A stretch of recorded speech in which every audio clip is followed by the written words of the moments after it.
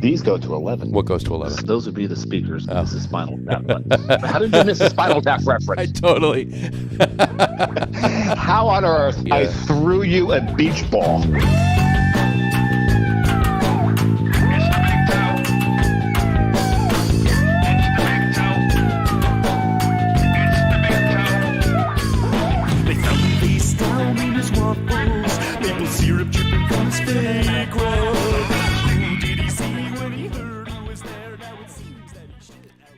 All right, everybody, welcome out to the Logger Room. It is Wednesday, November 18th, 2020. Jersey Johnny coming at you. And with me, as always, is Mr. Beer Samurai. Say hello, Mr. Samurai. Hey, happy Mickey Mouse Day, people. Happy Mickey Mouse Day. Some people consider it Mickey Mouse's birthday, and some just consider it Mickey Mouse Day. So. Oh, it was the day that he, because you never know if Walt had a different birthday for him. It was the day he first drew him, but the 1928 Steamboat Willie first appeared on this date, so hence my Steamboat Willie ears. Very nice, very nice. November 18th, 1928, Steamboat Willie first appeared in theaters. And yeah, Brian Altschul was only, 5 at the time? Brian was 5 at the time, I believe, yes. Brian was 5, yeah. Guys, if you're not aware, too, Dave, I think you are aware, the year before was when Walt Disney first drew Mickey Mouse, but he actually drew Mickey Mouse as a rabbit and named him Oswald. Oswald. So, I mean, that's kind Did he have the patent on that? I'm not sure. I'm sorry about that. All right. So, why did you take off your Steamboat Willie hat? Oh, because I've messed up my hair. Oh, that's right. Got it. You're the hat guy. I don't want to steal your thunder. You got it. No worries. Today is also National Vichyssoise Day. Yes, cold potato soup. Cold potato leek soup. Yep. Sounds appetizing. Sounds delicious. What style of beer would go with Vichyssoise? What do you think? Vichyssoise. What would that go with? I imagine it would go with a saison, right? Stay in country. Yeah, why not? It would have to be a pretty beefy saison to get cut through. I mean, all that, hearty potato and all those flavors coming out of the onion and leek. I don't want to get into a food pairing. Yeah, but does it have enough acidity to it to cut through the richness of the soup? I was thinking more like a porter. I don't know if it's got the acidity to cut a light porter. How about not a Baltic porter? No, not a Baltic porter. Not a Baltic porter. And speaking of porters and Baltic porters and imperial porters, we'll get back to them later in the show. But I think we're going to kick off the show with IPAs. Is that right? An IPA and a sour, I believe. Yeah, you're going IPA. I'm going IPA. So should I kick it off? What IPA are you drinking? What IPA am I drinking? Let's see. What IPA should I drink? Well, I suppose I'll be drinking that. Cane Sabro. Well, explain Sabro to us. Sabro is a hop. And this hop is from where? This hop is from... Hold on a second. I'm opening the can. Why open it? You didn't know there was going to be a quiz? I didn't know there was going to be a quiz. I'm not completely familiar with the lineage of the hop Sabro. Why don't you focus in? As you're aware, where the hop is from is going to dictate what flavor it throws. Of course. I'm going to pour while you chat. So I'm trying to. So you get the terroir of the hop from where it's grown. Like, you get the Pacific Northwest is where we get the pine, the citrus from. So you could take what Fuggles grow it out there. It's going to throw some pine and citrus. It's not going to taste like Fuggles from England. Of course, because you're getting it out of the soil too, not just coming out of the soil. So, and you grow them in Jersey, and it tastes like Elizabeth. No. It tastes like pork roll. Come on, the town. It tastes like pork roll. Oh, if only it tasted like Taylor ham. You're going to get us in trouble. You got to play both sides of that argument. I know. I'll go pork roll. You go Taylor ham.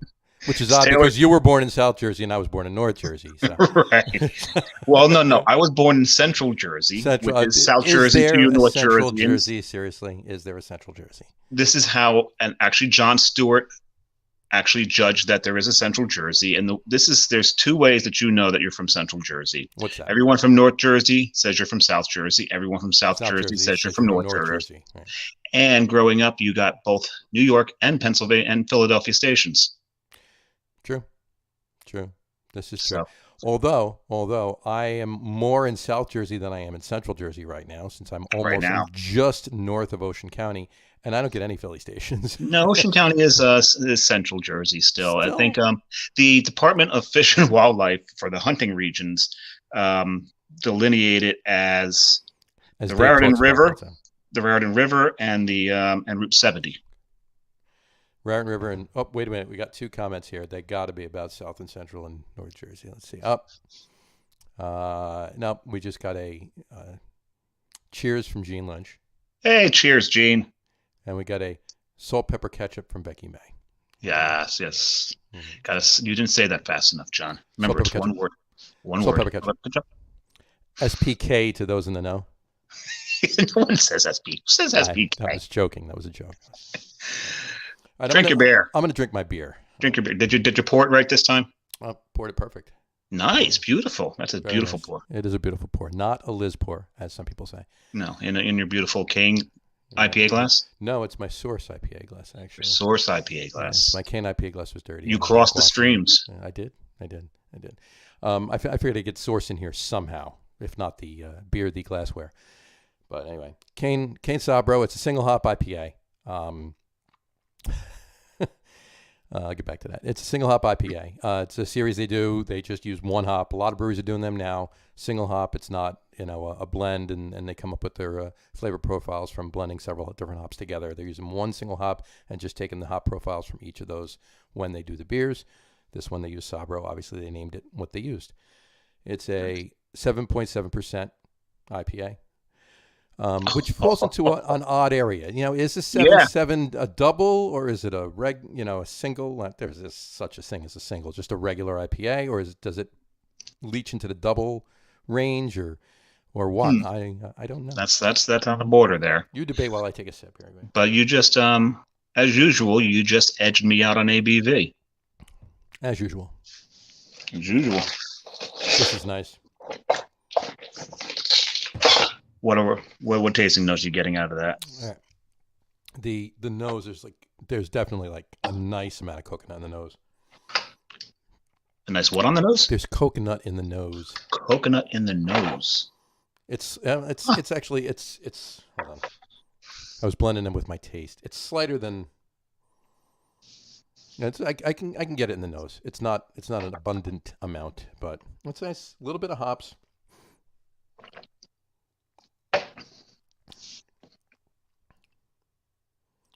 Big coconut in the flavor. Really? So we've got hops that throw coconut, or Sabro throws a big amount of coconut. Nice. Gonna have to look for that one. I will actually check on that while you're pouring your beer. So, okay. So since this you are nice. Just to round it up, it's just a little slight bitterness. Nice. There's flake oats in this. They report as flake oats. There's malted wheat too. It's not as pillowy as a super hazy, but there is haze to it. It's nice and soft. Mm-hmm. So it's pretty tasty. Cheers. Cheers. Nice beer. I'm gonna enjoy that while you pour yours. So since you've already represented for Source, and I have a tendency to represent for Smug, I'm gonna go full on representation with the shirt even. Very nice. Smug re-released Trader Aid today. Did they? Yes. Now, very nice. Why don't you explain before you pour it, why don't you explain what Trader Aid is for those not in the know? So, Rob at Smug is a clever little bugger, and it wasn't when he may have came up with the idea when Brady retired and then subsequently signed with the Buccaneers, hence the logo. Right. But it was released right after Gronk signed with the Buccaneers as well, coming out of retirement himself. And so Trader Aid was born. And I remember the first day that they were selling it, showed up and they had a nice large cardboard cutout of Gronk sitting there. It was quite humorous. But what they did, since it's down in Tampa, they're both down in Tampa, he made a key lime sour. Key lime sour.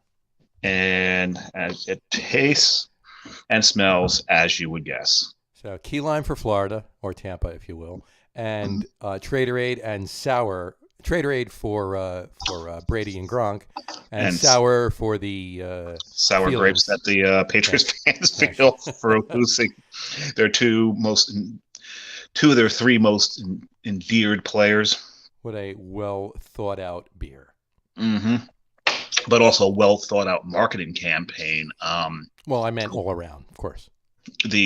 The local stations got a hold of it. This is why he's had to brew it a third time. Mm-hmm. As you can tell, he has marketed this thing. I've got the shirt. There's hats. There's decals. He didn't get any flack from the Buccaneers with that logo. I know it's not the pirate inside, but it's everything else. So. That would be the rooster. That would be their logo, the rooster. Smug, cocky, get it. Not everyone gets that. But so he's really done a great job of marketing it and getting it out there. And so, this is maybe a call out to Pete, man. Let's market that elite beer, huh? Yeah, absolutely. That would be nice. Let's get some swag on that. Get some hats, some shirts, some buttons. I think that's a good idea. We might have to reach out to him. Pete, Jeremy, any of you, if you're listening, get marketing. Take some notes from Rob up here. I mean, not that they're not marketing very well, and they're selling the beer very well. Like they need to market. How quickly does their stuff sell out? Oh, it's sold out in usually 5-10 minutes. Yeah. Yeah. So, but like I said, smells and tastes as you would. It tastes like a Key Lime sour, John. Mm-hmm. Not much you need to explain. Not much you need to explain there. It's even got a little bit of creaminess within it, which good stand-in for the meringue. Yeah. Very nice. Very good. Very good. Just to get back to a couple of comments, Gene Lynch said SPK all day, and he said at my, and then he continued SPK all day at my local bagel shop. And he threw a little bagel emoji in there too. That was very nice. Oh, see, so you can get emojis in there, just not GIFs. And then Radio Pete from our sports podcast said possible sponsor, maybe. Which one? Any of them. I'll take them all. We'll work on that, Pete. Let's get together and folks. The Pete will be available on our sports podcast at 7:00 tonight. So and maybe you, Pete, and Harry Lugness can all talk about the Bucs record versus the Patriots record this year. Yeah, we could probably do that. It's not going to be a long conversation, but we could definitely work on that. So and the Bucs would have a much better record if they didn't have to play New Orleans twice. This is true. Well, since they already did. And some other news going on. We'll leave the sports to the sports. Yeah. What did you say about you got like some comments on? Oh yeah. So we do have one listener who doesn't like it when we go into sports. Hi, Susie. Sorry, Susie. So we'll move on onto what were we talking about? Beer. Well, if you want to hear any of the sports talk, tune back in at 7:00. Don't tune out now. Stay on, but when we sign off, tune back in at 7:00. Yeah, we may not be more interesting, but we're better looking. Well, I'm on both, so I don't know how that works. Extrapolate. All right, we'll figure that one out. All right. Well, let's. Why don't we? You want to jump into some news? Okay. Why don't we jump into some news? Let's hear what you have going on up in the island of Rhode. So up here now, there's a brewery. It was in Cranston. Favorite place of Johnny's, actually. Right? That would be correct. Yeah. What? I just blanked on the name. Revival. Wow, what is in this stuff? So Revival Brewing closed their doors in Cranston. The Cranston location was a very interesting location. They had televisions. A couple of times I've been in there. There was Lord of the Rings playing all the time. Obviously, there's somebody there who is really into Dungeons and Dragons, if you go by the name of the beers. Right. Great food, but due to COVID, the doors wound up getting shut. Okay. But from what I understand, they'd always planned to move anyway. Which sucks, by the way. That wasn't a passing okay. So Well, there is they've moved into an area of Providence that is being gentrified as we speak. It's the Sims Avenue area. is it still in Cranston, or is that No, this is Providence? Providence. This is Providence. Providence. Okay. This is Providence. This is in the western side of Providence. So the western side of Providence is the other side of 95. Right. And they've got some interesting things down there. Farm Fresh Rhode Island has moved there. So Farm Fresh Rhode Island runs the farmers market, which used to be in my building. Mm-hmm. That's moved now. So now I've got to drive 8 minutes for Fend. That sucks for you. Drive 8 sucks minutes. for me. 8 whole minutes? Are you kidding me? Oh. And what's even worse is it's going to be right next to a brewery. Well, that's awful. And then right across the street is ISCO, Industrious Spirits Company. I had guessed International Steel Company, named after, because it's in an old steel yard, but it's Industrious Spirit Company, and they're a distillery. So there's a distillery there, a brewery there. You just need a meadery, a cidery, and a winery. That would be and great. That'd be awesome. I'd throw a tent down and just stay there. Oh, I would just immediately find an apartment nearby and just move right in. So. Oh no, they've got a couple of mills that have been converted to apartments, so you don't even have to worry about nearby. They're next door. Done. And there's a greenway there right along a river that I can't friggin' pronounce, like most of the names up here. And it's not even one of those things where I'm mispronouncing it because I don't have the accent. It's some sort of something Autuck. I think it's something like it's not Moosaquanic, but something along those lines. Quanic or Autuck or something like that. Yeah, it's Quanic, Set, Nuck. Yeah. all those suffixes on the native names up here. There you go. Eventually you'll get them. I mean, you're only up there a little over a year now, right? So from what I understand, they probably won't be opening the tasting room until January. Okay. They are doing can sales at the moment, and they had an easy up set up next to the market. Nice. So the beer's flowing already in the form of cans, obviously, but they're brewing. Yeah, and there's there might be hints of them possibly ad hoc opening the tasting room every now and then. Nice. On weekends. Nice. If you've got a lot of people coming to the farmers market right there, why not take advantage of it? And you know what, get it in now before the state shuts down again. Yeah, just in case. Well, speaking of that brings us to something else I wanted to talk about. We were hold on. There we go. There's your name. Woonasquatucket. Oh, so it's one of the Tuckets. Woonasquatucket. Am I saying that right? No, you're not. I've heard her say it. Woonasquatucket. I think it's Woonasquatucket. Woonasquatucket, or something like that. You just got to run it all together and mispronounce some of the vowels. Some guy, Brian, said easy for you to say, Becky. Becky didn't say it, Brian. I did. Well, it's easier for her to say, but that's true. Yeah. Woonasquatucket or something like that. Well, Woonasquatucket. I'm going to go with Woonasquatucket. No, I think you got to run a couple of syllables together. Like I said, run the syllables together. I don't say them too fast because suck it might wind up in there, and I don't want to do that. So. And mispronounce some of the vowels, and I think you've got it right. And you got it right. There you go. Anyway, like I was saying, as far as restrictions go and shutdowns and so forth and so on, yeah, it's coming back around again. There's a lot of shutdowns. Jersey went back to, they had opened up inside to 25% capacity. They haven't pulled that back yet, but they did announce last week, I believe it was, no more bar service. So if you're in, not that you can't drink, but you have to be seated at a table. You can't no more seated at the bar anymore. At the moment anyway, for now. And here's the thing though, Philly just passed, and I believe it was just Philly proper. Anybody knows differently, please comment in and let us know. But from what I read, it was just Philly proper. They banned all indoor dining. They pulled it back starting Friday, and that goes all the way to January 1st minimum. Banned all indoor dining. And then outdoor gatherings are very super limited too, which we need to check into, because I know the Goose Island Brewery, the version of it anyway, in Philly, was doing a tasting, or we're doing selling tickets to an outdoor event focused around the Bourbon Counties release. And there's a lot of variants this year. And I don't know how that's going to affect it. And it probably will, because it was supposed to be next week or the week after. So, and I know they really tightened the restrictions even on outdoor dining in Philly. So I don't know how that's going to affect it. It's got to affect it somehow. That tasting room's right by the Fillmore, isn't it? It's right. It's across the street. So, but Oh, in yeah, any I've been there. I've been there Yeah. after seeing the show. Yeah.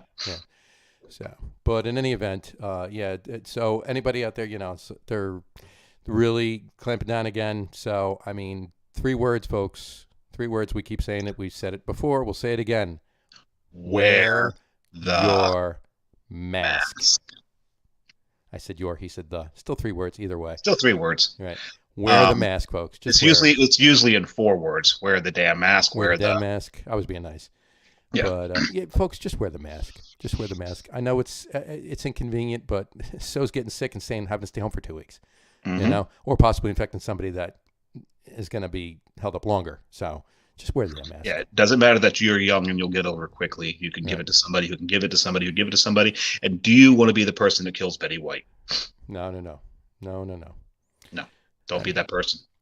And moving on to one other thing too, Torch and Crown opened the first production brewery in Manhattan in decades. They opened in Soho, a 9,000 square foot facility. They opened in Soho, a brewery and a tap room. Torch and Crown opened in Soho. So it's the first production brewery in Manhattan in decades. So I guess that's been wow. Yeah, so I guess they're competing, trying to get Manhattan up on the block with the other boroughs. That's got to be some serious rent. Yeah, 9,000 square feet in Soho. Yeah, folks. Hey, and they're opening in the middle of all of this. So go patronize them. I wish them luck. Brooklyn and Queens still have a pretty strong hold on the brewery scene in the 5 boroughs, but good luck, boys. Yeah, you're gonna need it. And when as soon as things are a little bit calmer, I will definitely be by. Yeah. And maybe if Dave's down, he'll be with me. But either way, good luck. Seriously. All right. That brings us. Brewery in Manhattan. Nice. Yeah, it's nice. And speaking of that brewery news and warning segue. Speaking of that brewery news and hold on, we got another comment here. It's just Brian checking in. Hey, dudes. What's up, Brian? Hey, Brian. Cheers. So anyway, back to where I was going.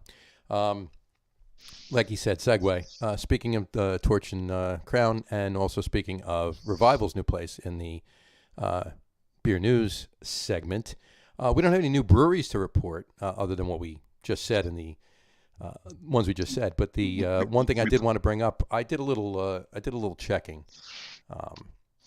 Checking of what? On new breweries in New Jersey right now. There's about 123 breweries in New Jersey, and there's about 20 still slated on the block to open. They're still in the forming, all different steps. They're waiting on their approvals, or waiting on their space, or waiting on equipment, or whatever. But in any different stages of development, there's about 20 that are available. So it prompted me to look. Like I said, 123 in Jersey. Rhode Island right now has about 32 breweries. Is that correct? No, 22.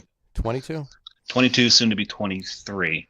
I thought I saw 32 when I checked. I believe that is very well overstated. I mean, if you include Narragansett, it's 23, but Narragansett's not brewed in Rhode Island anymore. I believe didn't they open up a new brewery in Rhode Island? I thought they did. They are back to Pawtucket, didn't they? There's supposed to be one in Pawtucket right across from the Guild. Right. But I just said Pawtucket. It's Pawtucket.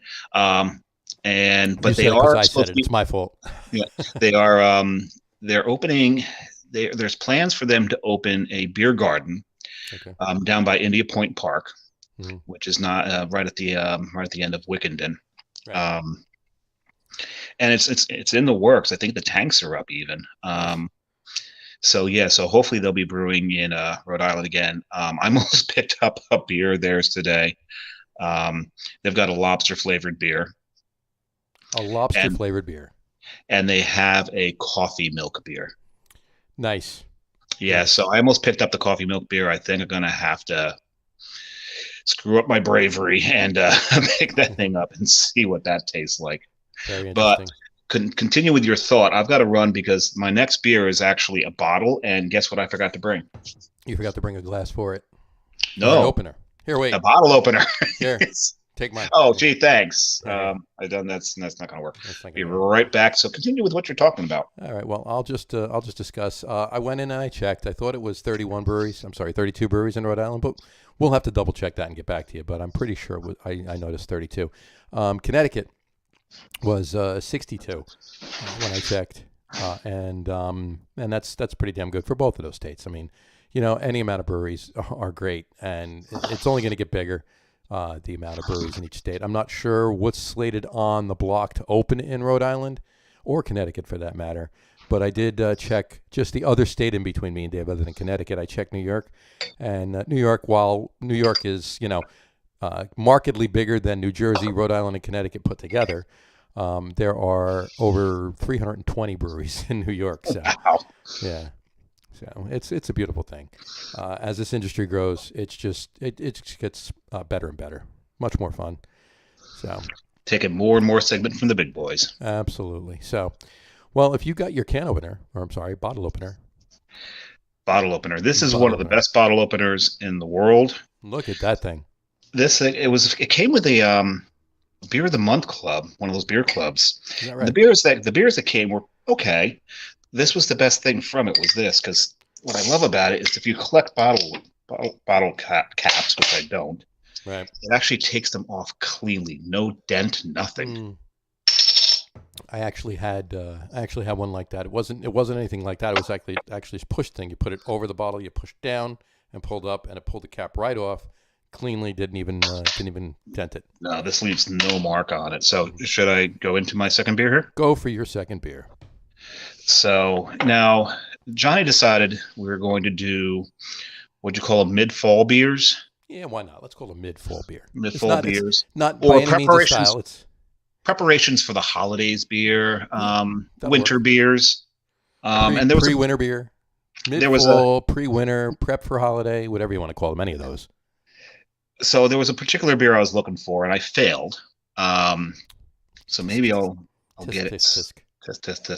Hopefully I'll get it soon.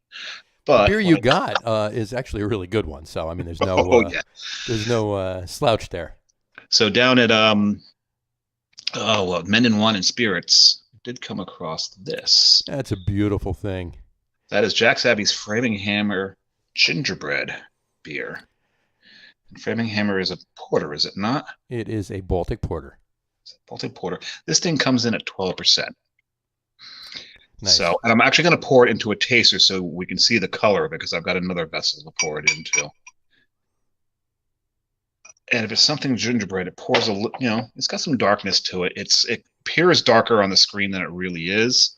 It's actually more of a dark brown than it is the jet black it looks on the screen here. Nice. Wow. So the nose feel is there's some ginger to it. Booze and cola. So very nice. The gingerbread comes through strong. I could imagine. Is that barrel aged? It is barrel aged. It is so barrel aged, right? It's bourbon barrel aged. So, wow. Yeah, I think I'm going to start eating gingerbread cookies with bourbon because that actually works. But that flavor works nice, huh? I'm going to pour the rest of the bottle into one of my favorite drinking glasses. Oh, very nice. Very nice. It's earthenware, but you can't see through it. I refer to this as my "it comes in pints" glass because in my hand, this 1 liter earthenware mug looks a lot like a pint glass in the Prancing Pony in the Hobbit's hands, right? Nice. Yes, it does. Yes. Nerd alert. Nerd alert. Well, I guess that. Yeah, that I'm gonna sleep well tonight because the This has got a boozy kick to it. It's probably not from the ABV, but more so the bourbon barrel aging. Gotcha. You can taste the bourbon come through, but the gingerbread doesn't overwhelm it. The ginger doesn't overwhelm it. Sure. The cola that was coming out of the nose is probably, that molasses feel you get from gingerbread. Sure. I may need to get another bottle of this. Yeah, I'm gonna probably have to look and get myself a bottle or two of that as well. Yeah, I don't know if I like this better or the s'mores. The only problem with the s'mores one is it's just a bit sweeter. Just as good. Just as good. So, my beer, I'll be drinking Whole Hog Hazelnut Brownie. Whole Hog. Now, you like Whole Hog's pumpkin, right? Whole Hog's pumpkin is my favorite pumpkin. It's definitely my favorite pumpkin. Yeah, I mean, Pumpkin, Weyerbacher Imperial Pumpkin, they're right there. Second, third. Close second, third, whatever you want to call them. But Whole Hog Pumpkin is my favorite. So, Whole Hog is Stevens Point, Wisconsin, is where Whole Hog is brewed. The Whole Hog Brewery, and this is an Imperial Porter. And it clocks in at about 9.2%. So you got me beat. Gotcha. You got me. So let me pour this bad boy. Because your 7.7 edged my 7% imperial fruited sour. But the Baltic Porter, and this is even strong for a Baltic Porter. Baltic Porters don't always approach the 12% range. Very nice. And that pours a nice,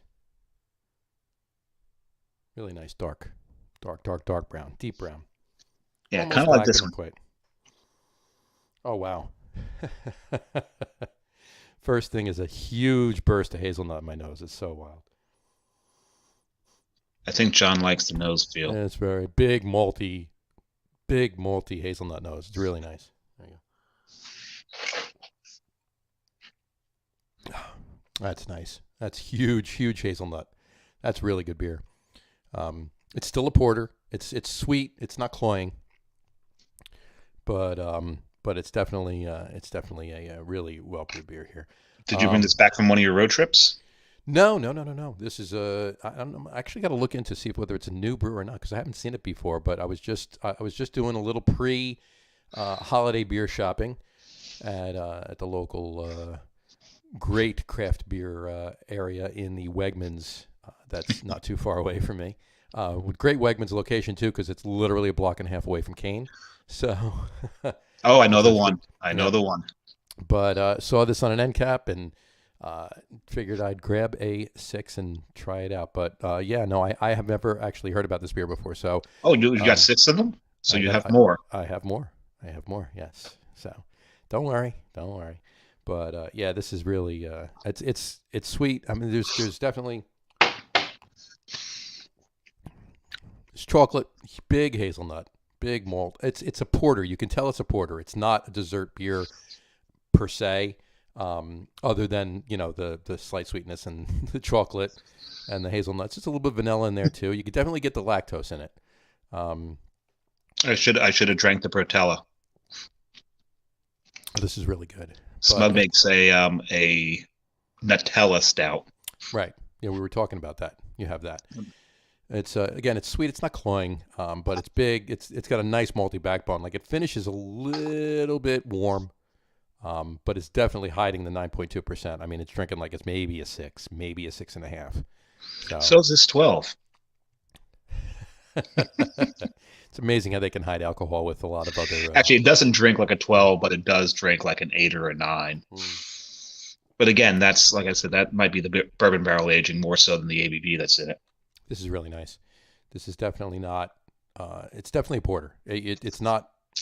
That's not mistaken anywhere. That's not escaping you. But you can get the malts and you can get a little bitterness of the roast too. It's nice. But this will definitely sneak up. I think this one might sneak up with a baseball bat. Yeah, really? By the time I finish it. So while I'm still coherent, you want to move on to the top threes? Yeah, why don't we move on to the top threes? So the top three category is something Johnny came up with. Our 33s. It pays homage to 1933 when Prohibition was repealed, but it's our top threes. You want to do yours first? Do you want me to do mine first? Well, I'll introduce it because you're the one who came up with the idea. So Go for it. John has sent me a text saying, "Hey, for the top 3 in the show this week," I didn't even think you did this on Monday. You must have been thinking it over the weekend. Mm-hmm. Favorite? Actually, you said top 3 craft beer bars. I kind of tweaked a little bit to favorite, and then the discussion became that is such a broad topic. We narrowed it down to New York City. And just as an aside, there we will do other cities as well. We'll do states. We can't do cities. We'll do states, but because we'll have to do New Jersey at some point. Right, of course. So we'll do. This week is New York City. Go ahead. New York City, and we almost had to narrow it down to one borough, but because New York City is rife with fantastic craft beer bars. This one took a lot of thought. I think John had thought it over all weekend because he already had his 3 in his head. So I think he had spent some time picking it before he even asked me. So we have a few. We actually broke it down to a couple of subcategories. You want to do the top 3 first, or go to the subcategories? Let's do the top 3 first. Yeah. Okay. Yeah. Why don't we do that? Why don't we? Well, because the one thing is, we were going to rule out chains. We're going to rule out chains, and also we brought up the fact that there are a lot of really good craft beer bars that would have made the list at some point, right? That have closed. And not necessarily for COVID, but just have since ceased operations, and a while ago, last year, they've ceased to be. They're pushing out the daisies. Yeah. They're singing the choir invisible. Don't make me do Monty Python. I won't. Anyway, but so I'm going to start off with my pick for a national chain craft beer bar, because they actually exist. There's not a lot of them, but they actually do exist, and I'm not talking BJ's and the other one that's out west. I've got to go with Ginger Man on 36th. When you sit down at Ginger Man and they put you ask for the beer list, right, and they put something that looks like a photo album down in front of you, right? Of course, you're home. And yeah, Ginger Man can get a little pretentious with the clientele. Mm-hmm. It's a little higher end. You're going to see more suits in Ginger Man than in almost any of the other craft beer bars, except for the ones down near Wall Street, of course, right. Or the Flatiron District. But there's still, you've got your craft beer enthusiasts there. You've got people from all over the place. I sat next to a guy who was actually illustrating a children's book sitting next to me. It was fascinating. Nice. But their beer list is extensive. Mm-hmm. And man, some of the stuff is actually decadent. It's ridiculous. The things that they have there. And as a chain, as a nod to them, in other places, it depends on how many we did. If we did top 3, it might not make the cut, but it might. I'm not sure. It's like right there on the edge. I'm not even talking about New York, but if we did like Boston, even up there, it's the Boston Ginger Man is amazing up there, and they have 2 floors at that one as well. Austin grotto bar downstairs too. So, and Austin has one there. Nice. So crazy good bar. Yeah. So if you get a chance, I remember pre-gaming a Rangers game there. There you go. Oh, sorry, sports. Sorry, sports. Well, my nod to chains would be Barcade. How could you not? How could you forget about Barcade? Get drunk and play video games. Exactly. I mean, it's a craft beer bar. All but one, the original location, has food, and they have all 80s video games, and every single last one of them that you could think of, every single last one of them only costs $0.25 too. And there's shelves between every video game, so you can put your beer right there while you're playing, and it's perfect. But I'm going to give a nod to the first original location, which is on Union Ave in Williamsburg. Mm-hmm. Amazing place. Was there right after they opened. And wasn't there for the opening, but it was there right after they opened. A great bar, great concept, amazing. And the one in Jersey City is so much fun. Oh yeah, I mean there's 3 in the boroughs. There's 3. There's the original one in Williamsburg, and then there's 2 in Manhattan. There's one on St. Mark's and over on 24th in Chelsea. There's the Jersey City one. There's now one in Newark. There's one down in Philly, one Right. up in New Haven. It's the one in Newark's by the Rock. Yep. I remember going to the Jersey City one dressed like a pirate. That was for an ODub tour that happened to coincide with International Talk Like a Pirate Day. And I walked in with Meathead. Nice. And he walks in and he's looking around, and he looks at me and goes, this place is awesome. It's a shame that you can't play the games. Right. And I looked at him, I said, the bill changer's right over there. Yeah. That's the last I saw of him until we left. There you go. He played Punch Out the whole time we were there. He was so rusty that Glass Joe beat him with his first quarter. Great. That's really rusty. That's really rusty. Well, anyway, so that's my nod to the chains. As far as the closed bars, check your phone there. Check your phone there, Samurai. Check my phone. Let's see my phone. All right. So in any event, as a nod to the closed ones, my nod to the closed bars, I'm going to give a nod to Muggs Ale House. Muggs Ale House in Williamsburg, Brooklyn. Also, it's a big place for bars. That's definitely for sure. And there's a hint. There might be another on this list. So, Muggs Ale House was for 27 years, I believe they were open. They closed last June. They were on Bedford in Williamsburg on the corner of 10th. And we were there. And you and I were both there on the last day. And we were with Jim. We were with Jim. Cheers, Jim. And we had a great time and hung out with Ed for a while and got the lowdown from Ed as to why it was closing. And it's a shame, I mean, hey, you know what? Kudos to him. He didn't have to close. The story behind that is he was done. he had enough. He went out with his boots on. That's it. So, but in any event, that was a great beer bar. Great beer bar. I mean, so many pre-games going over to events over at brewery industry events over at Brooklyn Brewing. Pre-gamed over there, sometimes post-gamed there too at Muggs, and a couple of marathons that a certain person ran in. The pre-game for her running by. That would be Jess. Pre-game for her running by. Hi, Jess. That's right about mile 12. Was Muggs Ale House, and every time she ran by because of the wave she was in was right around 1 o'clock. Muggs always opened at 10 o'clock on marathon day, so we were 3 hours into drinking beer by the time she ran by. So it was a beautiful time. She needs to run faster. Absolutely. So, all right. So let's get on to our. Oh, what's your nod to? My. I had to switch it up because one of the ones that was on my top 3, right, I found out has permanently closed, and I don't have the lowdown on it. And I'm considering, I think it's recent. It must have been COVID. It was a small bar. It was this horseshoe-shaped bar. Really tight space. There was 2 doors for each side of the horseshoe, apparently. But it was 1 Mile House down on Delaney.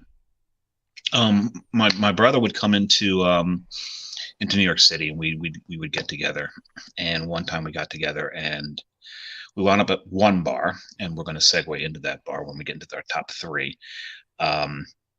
And it's always a great thing when you're in a craft beer bar and you're talking to the bartender, and they recommend another craft beer bar. Absolutely. So when the bartenders at a craft beer bar say, "This is where I drink," you beat feet to that place. You get there. And so we had gone to 1 Mile House. They had an Allagash takeover, and I immediately regretted drinking as much as I had at the first one because they had it, and this wasn't your typical Allagash takeover. It wasn't triple. It wasn't white. It wasn't. No, it was. They may have been there. I wouldn't even noticed, but it was all like those small bottles you see on the shelves. Nice. They're like not the bigger than 12s, but not the bombers. All their specialties were in there. Some of the cool ships. Oh my God, it was great. Nice. But then that's going to segue us into the top 3 because one where we were when the bartender told us to go there. This is my number 3 on the list. Was about 4 or 5 blocks away, maybe 5. It's Fool's Gold out on Houston. Absolutely, great bar. And that is it was just it's dark. Love it in there. Like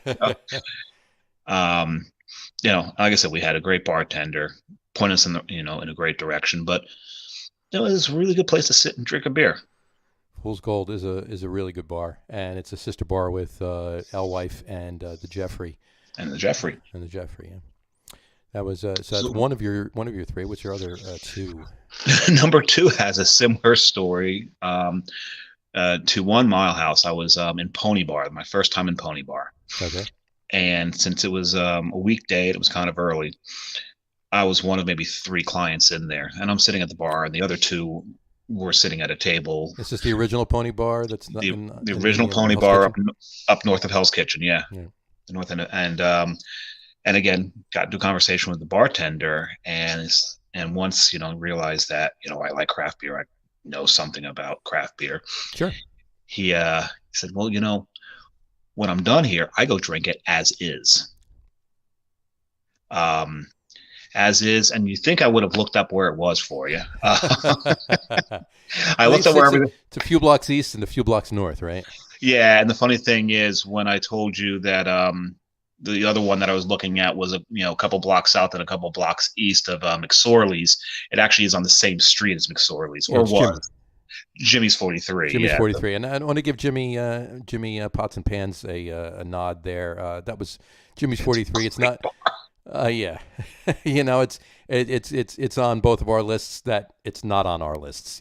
So I apologize to Jimmy Carbone for not putting him on the list. But we have to give him a little shout. We got to give him a little shout for on the list of bars that are not there anymore. That was a great bar. So many great nights spent in there.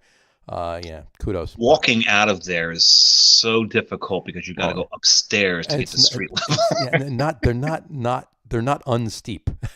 No, they are not. So, but I guess it could be worse. Crawl up the stairs. So you could be going down them to leave. That would be even worse. Those stairs would be worse down. If they're difficult up, they'd be worse down. It'd be more expeditious getting out of there. Exactly. But that brings me to my number one. And to me, and I know you've got your favorite, and I can't argue with your number one. I know what it is. We've been there together. Yep. And we'll talk about when we get to it. But my number one is really, really hard to beat because they get beers that I'm not sure they're allowed to even bring into the city due to distribution laws. Sure. But Torst is one of the most amazing beer bars I've been in. It's one of those bars where I walk in, I look at the beer list. Maybe a third of the breweries I've never heard of. And the breweries I have heard of, the beers they've got up there are mostly, so many one-offs. Drinking something from, I think I told you, Arizona Wilderness that you never heard of before.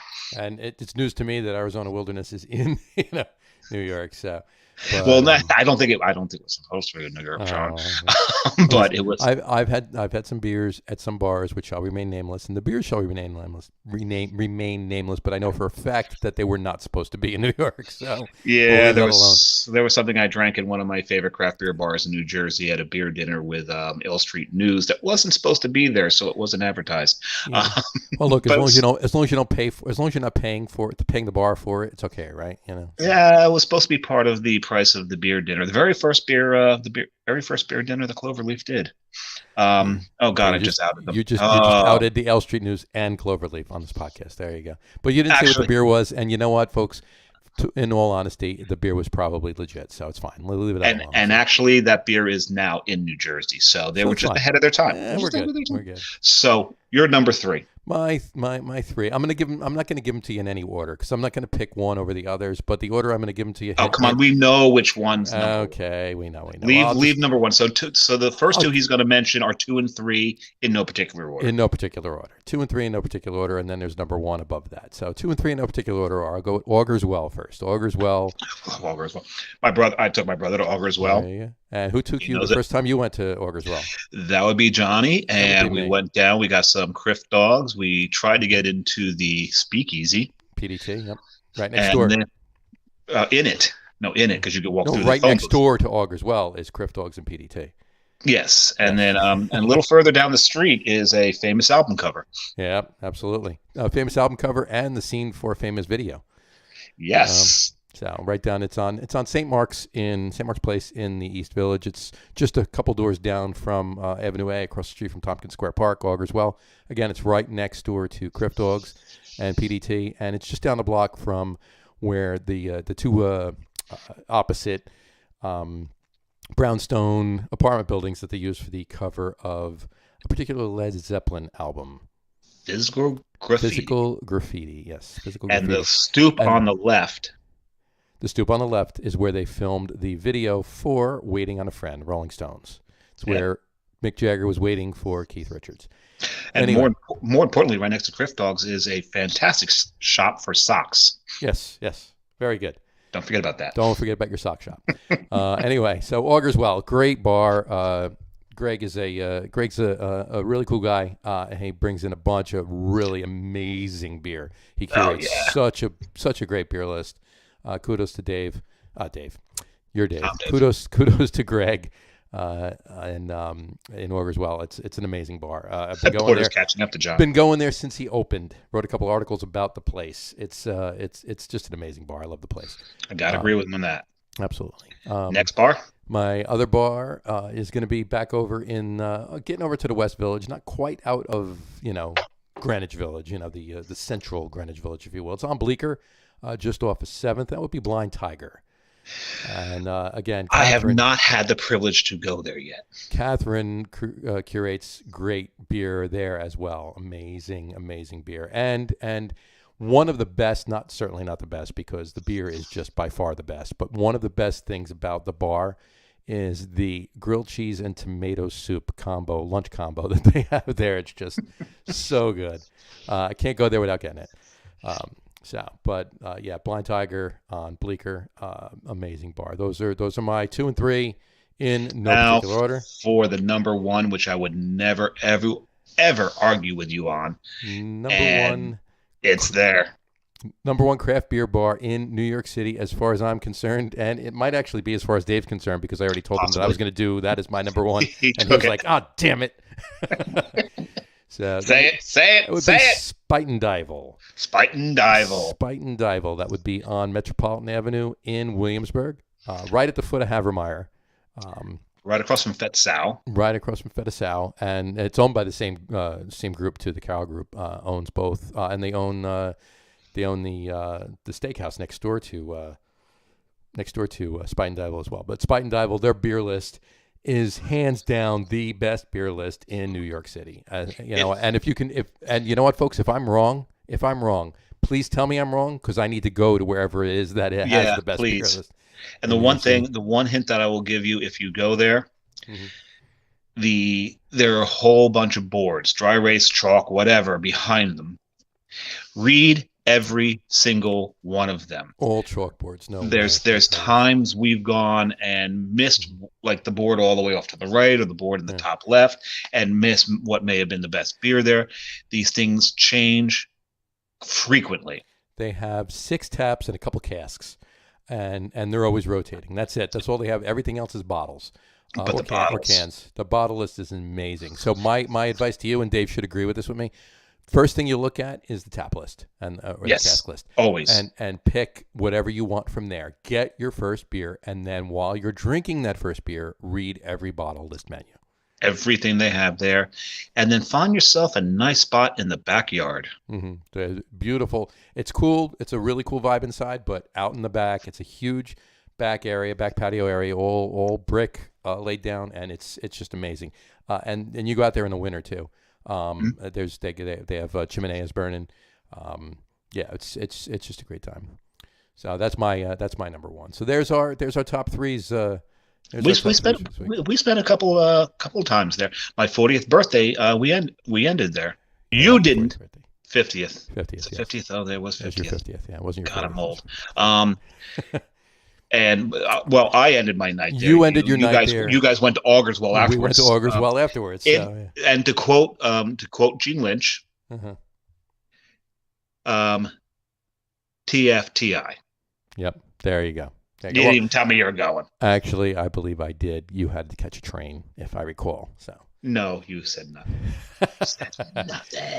Quick note right here. Somebody with the same last name as you says, "I need an updated beer bar tour of New York City now. Great memories, brother." Does that mean he's your brother? Is he?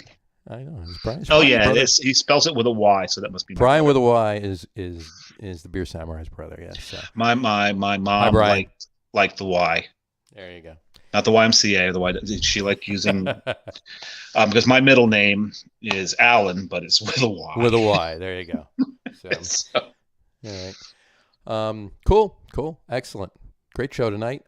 Just as an aside, you haven't asked me about my shirt yet or my cap. Well, I can't see your shirt because it's been below the level. No, what do you got there? All you need is right there, and my cap. I don't know if you can tell what the cap is. No, because remember, I'm on my phone, so things are really, really small. So if I put my cheater, well, the cap's got turned towards the camera there. I can't tell if that's a hop or the night shift. It's night shift. Yeah, it's night shift. Which is funny because I was just at the Guild on Sunday, and the Guild in Pawtucket actually pours night shift. Very nice. But we got some Becky and I got some lobster rolls at Cousin's Maine Lobster food truck. What's the shirt? I can't read it. The shirt says the Fermentation District. Where is that? That is in Everett, Massachusetts. Night shift is part of the Fermentation District, and also in that is Bone Up Brewing, which is across the street and a block and a half down. And then in between the two, there's a side street that runs down along the side of Bone Up, and you take that right-hand turn, that side street, you go down to Short Path Distilling. And really, and they make amazing spirits in there. Everything from gin to anything you think, rums, anything you think of. And their cocktail program is second to none in there. It's amazing what they do in there. Might have to be a one-way road trip. I would recommend it. I never go up that way without spending at least several hours in that district, if you will. And when I say several, I mean like 4 or 5 or 6. It won't be this weekend because apparently this weekend I'm being directed to go to Saco, Maine. Gotcha. Well, I think I'm actually going to take a ride to Saco, Maine. Yes. Somebody directed you to go to Saco, Maine. Was that me? It started off with Mr. How does he pronounce that? Granat? Granat. I had it right the first time. Okay. Yeah, that was Mr. Granat to begin with, because we know he loves his barreled souls. Yes. And then somebody else chimed in that you should go up. But yeah, there's some guy with a beard and a hat. Yeah. A rye wine, a barrel-aged rye wine. They're releasing that. I need it. So. It's going to take me a little over an hour out of my way on Friday, but it might be worth it if it's out on Friday. If it's out on Friday, we'll have to double check. I'll have to send them an email and find out what's going on. So. Find out, and if they're releasing it, I may be convinced to go. There you go. We'll have to check it out, and I might hit a couple of breweries in South Jersey.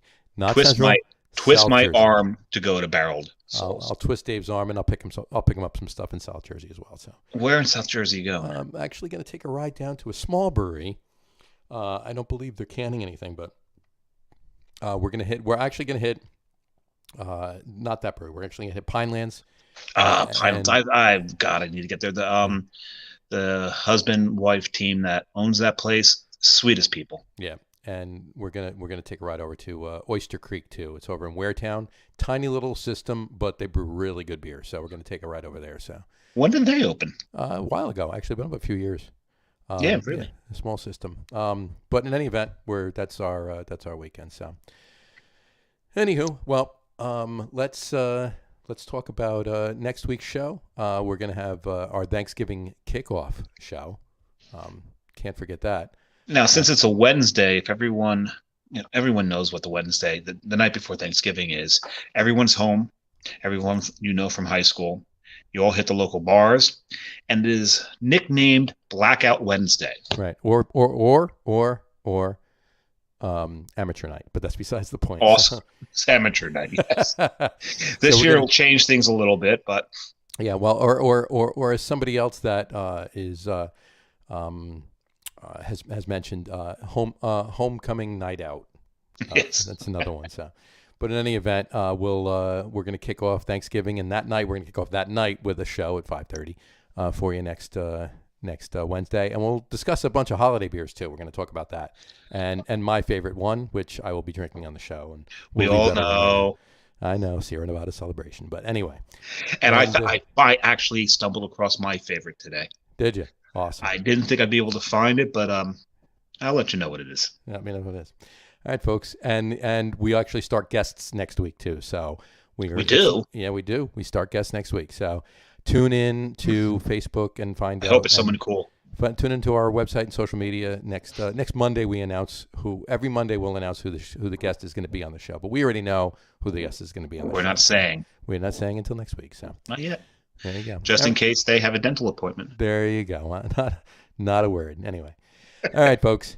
That'll wrap up the show for today. I want to thank everybody for watching.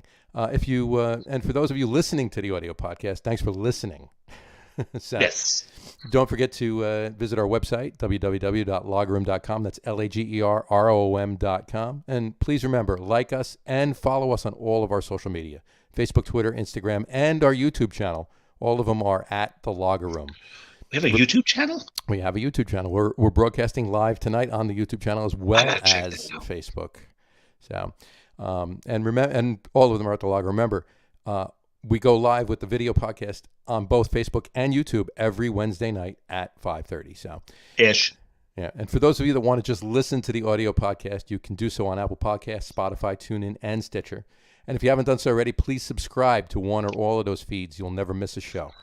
How many likes do you think I should actually be forced to subscribe to the podcast? I think you should subscribe to all of them, definitely. So, but I think maybe if we get 500.